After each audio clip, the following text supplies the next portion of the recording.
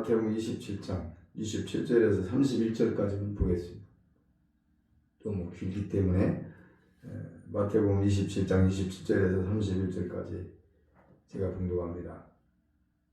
이에 총독의 군병들이 예수를 데리고 관점 안으로 들어가서 온 군대를 그에게로 모으고 그의 옷을 벗기고 홍포를 입히며 가시관을 엮고 그 머리에 씌우고 갈대를 그 오른손에 들리고 그 앞에서 무릎을 꿇고 희롱하여 이르되 유대인의 왕이여 평안할지어다 하며 그에게 침뱉고 갈대를 빼앗아 그의 머리를 치더라. 희롱을 다 한 후 홍포를 벗기고 도로 그의 옷을 입혀 십자가에 못 박으려고 끌고 나가니라. 오늘은 원래는 마태복음 21장 종려주일 말씀을 보여야 되는데 고난에 대한 말씀을 할 시간이 없기 때문에 다음 주에는 부활주일이기 때문에 오늘 말씀을 이제 봅니다. 오늘 종려주일은 예수님께서 뭐 하는 거죠? 이제 한 주간 동안 고난당하는 그 일정이 시작되는 겁니다. 이제 종려주일이에요. 그래서 마태복음 21장에 보면은 이제 그런 말 있죠. 마을 편 한편으로 가서 나귀 새끼를 끌고 오너라. 예수님께서 이제 말씀하십니다. 왜 그러냐면 예루살렘 성에 입성하기 위해서 이제 준비하는 과정입니다. 주일날. 그래서 주일날 예루살렘 입성을 이제 하는 거죠. 그리고 월요일 날에는 이제 성전을 숙성합니다.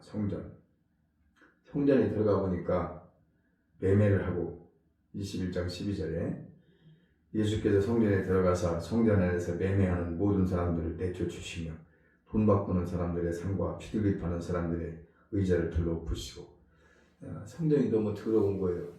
하나님만이 거하시고 성령님만이 거하시는 곳이 되어야 되는데 장사꾼 터가 되어버린 거예요. 성전이.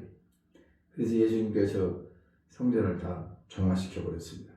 쫓아내고 엎어버리고 그게 이제 월요일날 내일 이뤄지는 유대예요.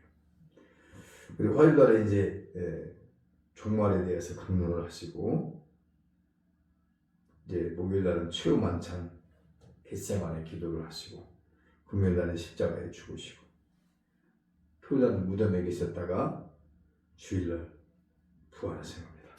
이게 종려주일의 그 모든 과정인데 오늘은 이제 고난당하신 예수 제목을 고난당하신 예수님에 대해서 말씀을 전하려고 합니다. 예수님이 당한 고난은 우리가 한번 상상을 해보세요. 별 볼 일도 없고 나약하고 힘도 없고 이런 사람이 당하면 그래도 덜합니다. 근데 만왕의 왕이세요. 천재의 주제이세요. 만유의 주가 되셔요. 그분은 하시려고만 하면 어떤 것도 할 수 있는 분이 전능전능하시고 광대하신 분이에요. 그럼에도 불구하고 참고 견딘 것은 그 수욕과 모욕과 엄청나게 견딘 것은 우리를 죄에서 구원하시려고 하는 그 목적 한 가지밖에 없습니다. 그것이 아니라면 그렇게 당할 이유가 전혀 없어요. 또 이 땅에 육신을 입고 오실 이유도 없고요. 예수님의 모든 과정은 우리를 위한 구원을 위한 것이었다는 것을 생각을 해야 됩니다. 예수님께서 어떤 모욕과 수욕과 고난을 당했는가? 26장 67절 보면 침뱉음을 당해요.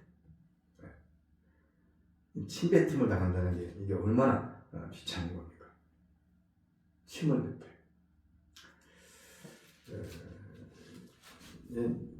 마태복음 26장 그렇죠? 30절에서 보면 침뱉음을 해요. 그 다음에 이제 갈고리가 달린 그 채찍이 있어요. 갈고리가 달린 채찍. 갈고리가 달린 채찍으로 27장 26절에 보면 등에 채찍을 맞으면 그 갈고리가 살에 박혀요. 살에 박혀가는 걸 막 땡기면 살점이 찢어져 나와요. 상상이 안 되는 얘기예요. 이것은 얘기하기도 쉽지 않은 얘기고요. 이것은 누구도 그 고통을 당해보지 않았기 때문에 말할 수 없어요. 그다음에 옷 벗김을 당합니다. 옷을 벗긴다는 게 얼마나 이게 수치입니까? 완전히 다 벗긴 거예요. 우리가 완전히 옷을 벗긴 것이고 사진상 그렇게 살짝 가린 것처럼 보이지 다 벗긴 당한 겁니다. 그러니까 참 최고의 영광을 받아야 되고 존경을 받아야 될 분이 이런 비참한 일을 당하는 게 과연 누구 때문인가? 죄인들을 구원하시기 위한 구원의 여정인 것을 우리가 봅니다. 그 다음에 멸시천대를 받죠. 멸시천대. 멸시천대. 마가복음 15장 29절 30절에서 멸시천대를 받아요. 그리고 비웃음 당하고요. 비웃음. 이분이 겪어야 될 건 아무것도 없는 분인데 이걸 다 겪어야 되는 거예요. 아주 인간으로서 아주 비참한 그런 일을 다 겪어야 되는 거죠. 그 다음에 요한복음 10장 20절에서는 귀신 들렸다. 예수님 보고 귀신 들렸다고 말합니다. 그리고 행악자라고 불리기도 하고 행악자. 아니 죄가 없는 분인데 행악자라는 거예요. 그 다음에 29절에서는 가시관을 엮어 씌우죠. 27장 19절에서. 그리고 강도와 이제 못을 박힙니다. 이게 이제 예수님께서 당하신, 설명을 다 할 수 없죠. 더 말할 수도 없는 고통을 당하신 주님입니다. 그리고 예수님께서 왜 이런 고통을 당하고 왜 이런 죽음을 당해야 되시는가? 그 의미가 무엇인가? 예수님께서 죽으시는 의미가 무엇인가? 첫 번째는 로마서 4장 25절에 대속해 죽으십니다. 대속. 우리가 죽어야 되는데 대신해서 죽어주는 거죠. 그분은 의인이고 우리는 죄가 있는 사람이라서 죄값은 반드시 사망이 오고 우리가 마땅히 죽어야 되는 건데 대속해서 죽어주셨다. 그 다음에 옛사람을 멸하기 위해서 죽어주신 거예요. 로마서 6장 6절에 옛사람. 우리가 정말 십자가를 진다면, 십자가를 졌다면 옛사람은 죽어야 돼요. 내 자아, 습관, 성질, 기질, 이 모든 게 죽어야 되는 거예요. 이게 이제 살아있다면 아직 못 박지 않은 겁니다. 못을 박은다는 것은 로마서 6장 6절처럼 옛사람을 멸하는 것이다. 그 다음에 예수님은 이제 왜 죽음을 당하셨는가? 사탄의 권세를 이기시려고. 사탄의 권세. 사탄은 원수마귀는 예수님을 죽였지만 주님은 부활하셨죠. 그래서 사탄의 권세를 이기시려고 죽으셨다. 히브리 2장 14절 15절에 그랬죠. 그리고 하나님께 나아갈 수 있는 길을 만들어 주신 거예요. 하나님과 우리와의 관계가 막혔어요. 딱 막혔어요. 죄로 말미암아. 인간의 죄로 말미암아 하나님과 관계가 벽이 생겼는데 그 벽을 뚫어주는 것이 바로 죽음이에요. 십자가의 죽음. 그래서 휘장이 갈라졌다고 하죠. 휘장. 히브리 10장 19절 20절 휘장이 갈라진 거예요. 그래서 새롭고 산 길이 열려진 거예요. 이제 주님 앞에 나갈 수 있는 거예요. 누구 때문에? 예수님 때문에. 예수님께서 하나님과 관계가 막혀 있는 것을 뚫어준 거예요. 십자가의 죽음으로써 길을 터준 겁니다. 그러니까 얼마나, 그래서 구세주인 거예요. 구세주, 구원주. 주님이 아니면 그런 일을 할 수도 없고 될 수도 없고 우리는 영원히 멸망으로 갈 수밖에 없었는데 주님께서 인도해 주신 겁니다. 그 다음에 많은 생명을 낳기 위해서 죽으셨다. 잘 아는 말씀이죠. 요한복음 12장 24절 25절에 하늘의 이랄이 땅에 떨어져 죽어짐으로써 많은 열매를 맺는 거죠. 예수님 한 분으로 인해서 수많은 자들이 구원받게 된 것이 그게 바로 축복의 은혜입니다. 그 다음에 세상을 십자가에 못 박아 죽으신 거죠. 세상이 뭐 죄잖아요. 죄를 해결할 수 있는 방법은 아무것도 없어요. 예수님께서 십자가에 죽으시는 그 방법밖에 없습니다. 어떤 방법도 죄를 해결할 수는 없고 해결할 사람도 없고요. 그래서 그는 주님께서 그 일을 행하신 것이다. 그러면 이제 예수님은 우리를 위해서 그렇게 고난을 당하고 죽음을 맞이하고 살으셨는데 그 고난에 참여하는 우리들, 이제 고난주간이 시작되면 내일부터.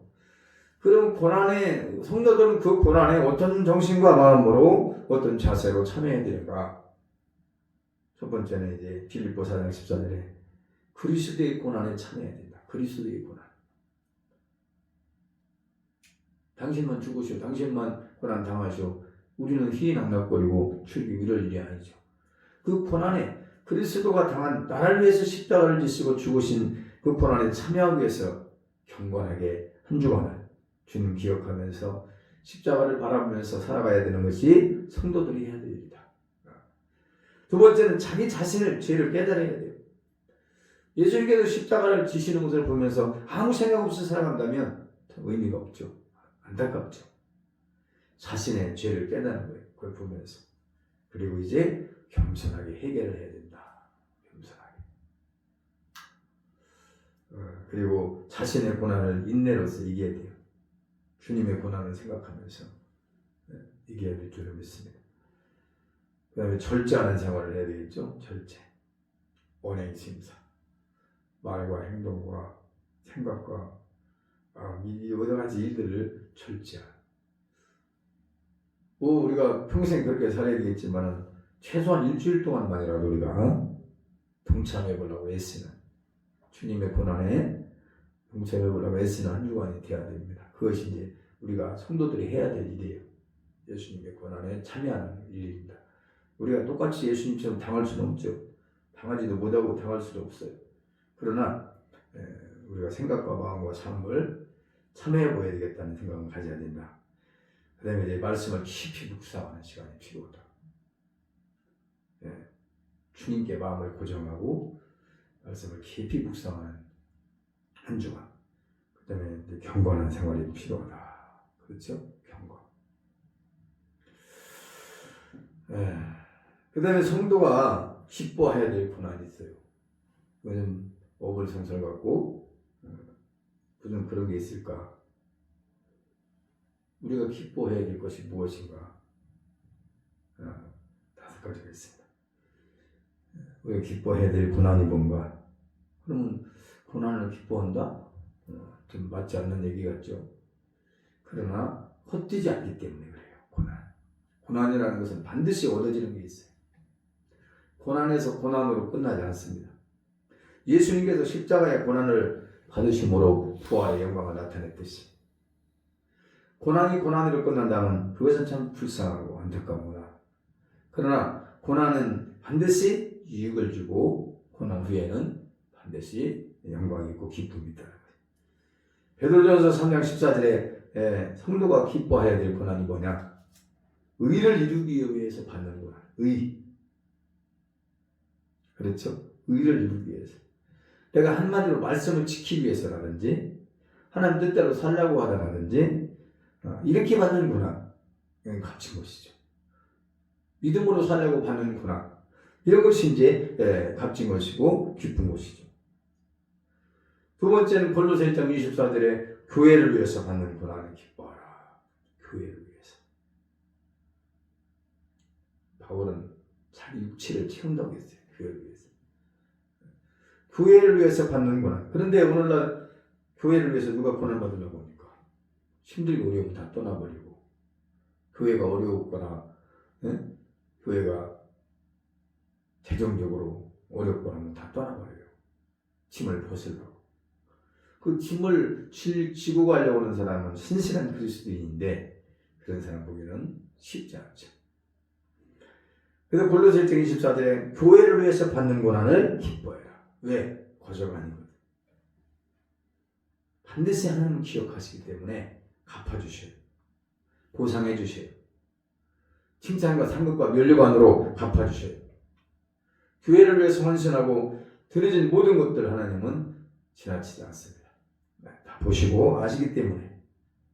그래서 교회를 위해서 받는 고난이라면 기뻐하라. 세 번째는 복음을 위해서 받는 고난이라면 기뻐해야 된다. 디모데후서 1장 8절에 복음을 위해서 받는 거예요. 복음이라는 게 뭡니까? 한 영혼을 살려내는 거잖아요. 죽을 영혼을 살려내는 거예요. 저 멸망의 지옥불의 갈자를 천국으로 인도하는 것이 복음이에요. 그 복음의 능력은 엄청난 겁니다. 모르니까 그렇지. 예수를 모르고 예수를 안 만났으니까 이 복음 전하면 우습게 여기고 그렇지. 정말 예수를 제대로 만나는 사람은 엄청난 보호하고 축복입니다. 그래서 복음을 전하다가 받는 고난 기뻐해라. 하나님 분명히 상으로 갚아주시고 축복해 주시는 줄로 믿습니다. 그 다음에 연단을 위해서 받는 고난, 연단. 데살로니가전서 3장 3절에 연단을 위해서 받는 고난, 연단. 우리가 금을 만든다든지 은을 만든다든지 어떤 금속을 만들 때 그냥 만들지 않아요. 반드시 용광로에 불에 집어넣습니다. 그래야만이 거기서 찌꺼기들이 다 나오고 불필요한 것들이 다 빠져나오고 이제 그 원료만 남긴 거예요. 그래서 금도 우리가 보면 순도가 있잖아요. 14K, 뭐 18K, 24K. 이게 순도가 그만큼 불 속에 많이 들어갔다 나와야 정결한 거죠. 깨끗하고. 그러니까 하나님께서는 안 쓸 사람은 연단도 안 시켜요. 아니 쓰지도 않을 사람 뭐라고 연단시킵니까? 하나님은 쓰실 사람을 연단시켜요. 쓰실 사람. 왜? 쓰기는 써야 되겠는데 더러운 거예요. 꼭 필요하기는 필요한데 더러운 게 있어요. 그걸 빼내야 되는 거야. 왜? 하나님께 쓰임받는 거룩한 사역이 돼야 되잖아요. 그러니까 그것이 더러운 것들이 찌꺼기들이 빠지지 않고 쓰여야 되니까 상처를 주고 하나님께 덕을 못 끼치고 은혜를 끼치지 못하고 사역을 하는 사람이 많아요. 빼내야 돼요. 그걸. 빼낼 수 있는 방법은 다른 거 없어요. 연단밖에 없어요. 불에 집어넣는 수밖에 없어요. 불같은 시험 속에 집어넣어야 빠지는 거예요. 그래서 은은 도가니에 금은 풀무에 집어넣는다 했잖아요. 도가니와 풀무가 어떤 차이냐? 도가니는 다 녹여버리는 거예요. 녹여버리는 겁니다. 불순물이라는 것을 다 녹여지는 거예요. 그래서 하나님이 쓰실 때에 깨끗하고 거룩한 이거는 거룩하게 쓰셔야 되기 때문에 그 찌꺼기를 가득 찬 사람을 쓴다는 건 하나님 영광도 가리고 모든 사람에게 덕도 못 끼치고 그래서 이제 반드시 불같은 시험을 하나님께서 주십니다. 쓰실 사람. 그래서 잠언 27장 3절에서도 그런 말씀이 나오죠. 잠언 27장 3절 한번 잠깐 봅니다. 잠언 27장 3절에 27장 아닌 것 같네. 이거 잘못됐나 보다. 21절 잠언 27장 21절 도가니로 은을 풀무로 금을 칭찬으로 사람을 단련하느니라. 도가니로 은을 단련하고 풀무로 금을 단련하고 칭찬으로 사람을 단련하느니라. 그렇게 돼 있어요. 잠언 27장 21절에. 그러니까 하나님이 안 쓸 사람은 고난과 연단을 겪을 필요도 없고요. 그냥 놔두는 거예요. 버려지는 거예요. 너 그냥 아무렇게나 살다 가라. 로마서 1장 29절을 이렇게 나오죠. 너 멋대로 살다 가. 넌 버려진 자야 이미. 그렇지만은 연단을 주는 이유는 뭐냐? 쓰시기 위한 거예요. 쓸 때가 있기는 있는 거예요. 좀 더러워서 그렇지. 더러운 부분이 있어서 그렇지. 씻겨지기만 하면 그릇이 좀 큰 거예요. 쓸만한 그릇이 되는 거예요. 쓸만한 그릇. 쓸만한 그릇도 나옵니다. 성경에 나와 있어요. 그래서 연단은 축복이다. 길게 봤을 때. 당장 보면 피하고 싶죠. 지나가고 싶고 피하고 싶고 그러나 길게 보면 그러니까 하나님 입장과 우리 입장이 다르기 때문에 그래요. 우리 입장에서는 힘든 것이 싫어요. 고난도 싫어요. 연단도 싫어요. 그러나 하나님을 쓰기 위해서 너의 그 부분이 불순물들이 다 빠져나와야 되기 때문에 왜? 아까도 말했지만은 더러운 모습으로 쓰임받는다면 사람한테도 덕이 안 되고 영광이 하나님께도 안 되고 예수 믿는 것이 저래? 누가 저래? 이런 소리 들으면서 쓰임 받는 것이 왜 좋은 겁니까? 아니죠. 그것은 정말 가리는 거죠. 그래서 그 불순물을 빼내기 위해서 연단을 주신다. 그 다음에 이제 마지막으로 또 마지막 8장 17절 잘 아는 말씀. 영광을 받기 위하여 받는 고난은 기뻐해라. 현재 고난은 장차 올 영광과 좋게 비교가 안 된다. 바울이 그랬죠. 그러니까 고난이 거저가 아니고 헛되지 않고 영광을 받기 위해서, 영광을 나타나기 위해서 고난이 있다. 그것은 기뻐하는 거죠. 그것은. 이 말씀을 받아들이는 쉽지 않아요. 고난을 누가 좋아하고 연단을 누가 좋아하고 받아들이겠습니까? 그저 뭐 문제 만나면 그거나 해결하고 막 이런 거나 생각하고 살지. 그러나 성숙할수록, 믿음이 장성할수록 우리는 이제 연단되어져서 아름답게 만들어져야 한다. 고난이라는 것은 값진 것이다. 왜? 영원한 하늘의 상이 따르기 때문이다. 그래서 이 원리를 알고 근본을 알고 본질을 아는 사람들은 고난에 뛰어들어가는 거죠. 고난 속에. 주를 위해서 받는 고난이라면 내가 기꺼이 받겠다. 뛰어들어가요. 그분들이 대표적으로 선교사들이에요. 아니 고향을 버리고 친족 친지 형제를 버리고 저 일지 정말 모든 게 설잖아요. 기후 조건 뭐 여러 가지 언어 뭐 이런 것이 다 불편한데도 그분들이 가는 이유는 고난을 자청해서 이제 하나님의 영광을 바라보면서 가는 겁니다. 만약에 고난을 피해가려고 한다면 상급도 피해갑니다. 고난을 피해가려고 하는 사람이 상급을 바라서는 안 되죠. 그러나 고난을 이기면 상이 기다리고 있다는 거. 그러니까 당장 보면 다 피하고 싶고 그냥 좋은 일만 있고 만사형통하고 흥망성쇠하고 뭐 이런 것들만 좋아하게 될지 모르지만은 실질적으로 우리에게는 기회가 없어요. 우리 인생에게는 기회라고 해봐야 뭐 100살 시대, 뭐 100세 시대 그러는데 100세 시대가 무슨 의미가 있어요. 그게 내가 활동무도고 참 걸어다니면서 건강하면서 산다면 모르지만은 누워가지고 세월 보내고 100세 살아서 뭡니까 그게. 본인도 괴롭고 나라도 문제되고 여러 사람 주변 사람까지 힘들게 하고 온 것이 그거 아닙니까? 그러니까 그렇게 사는 건 가치도 없고 의미도 없어요. 오래 사는 가치가. 만약에 욥처럼 그렇게 산다면 모르겠어요. 욥은 147년을 깔끔하게 살다 갔어요. 그러니까 우리가 건강 없이 오래 살고 이런 것은 너무나 의미가 없고 가치도 없어요. 본인도 괴로워요. 아픈 생활, 아프면서 오래 버틴다는 것은 얼마나 힘든 일입니까, 그게. 그래서 고난을 이기면 상이 기다리고 있다는 거, 언제나. 고난 이후에는 영광이 기다리고 있다는 것을 우리가 기억하면서 어떤 삶 속에서도 우리가 믿음으로 승리해야 될 줄로 믿습니다.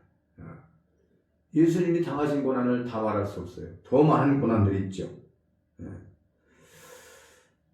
오늘 본문에서 돌아가면 예수님은 어떤 0%도 1%도 죄에 의해서 이렇게 재판을 받고 오는 분이 아니에요. 재판받죠? 11절에서 26절까지 재판받아요. 예수님. 재판받을 죄의 목이 없어요.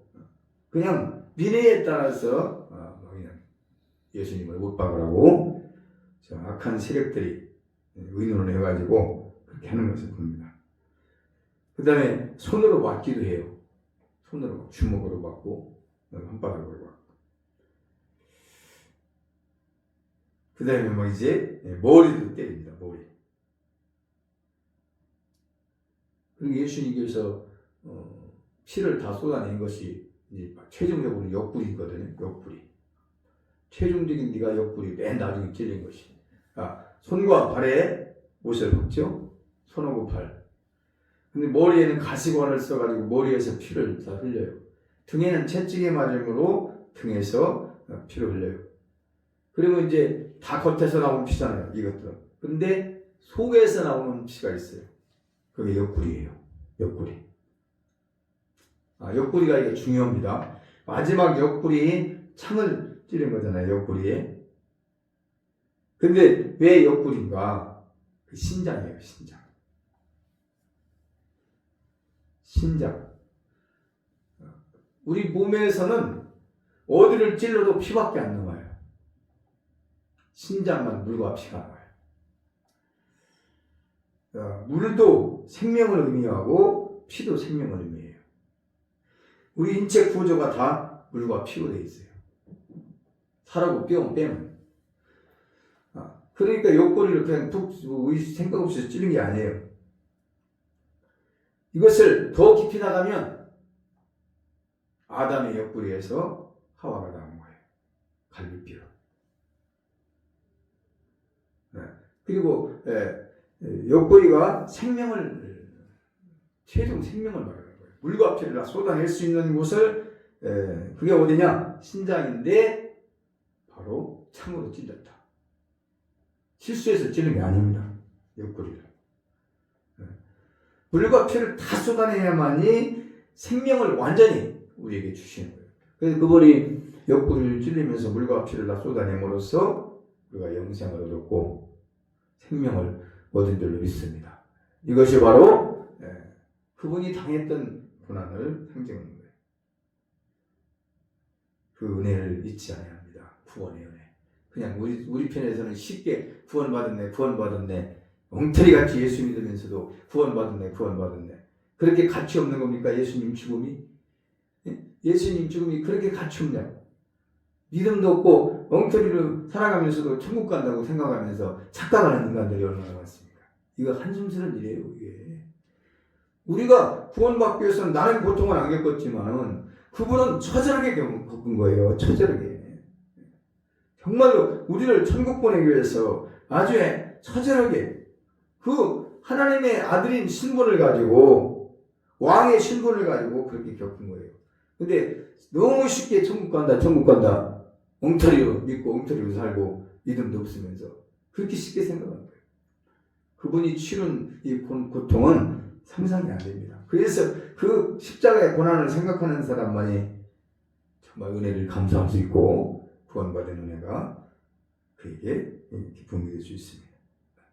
기도드리겠습니다. 좋으신 아버지 하나님, 종료주일로서 예수님께서는 이미 십자가에 죽으실 것을 아시고 하루하루 준비해 나가는 과정 속에 사람으로서는 겪을 수 없는 엄청난 고난을 다 겪으면서 우리를 구원하시기 위한 하나님의 섭리 가운데 나갔습니다. 우리 쪽에서는 거저받은 것 같지만 예수님은 엄청난 것을 치러내야 했습니다. 그 구속의 은혜를 잊어버리고 살아가는 인생들, 그 십자가의 은혜를 생각하지 못하고 살아가는 자들이 너무 많습니다. 하나님이여, 이 고난 주간에 그 예수님의 아픔을 기억하면서 기도하면서 회개하면서 돌아보면서 한 주간을 살아갈 수 있도록 축복하여 주시옵소서. 감사드리오며 예수 이름으로 기도합니다. 아멘.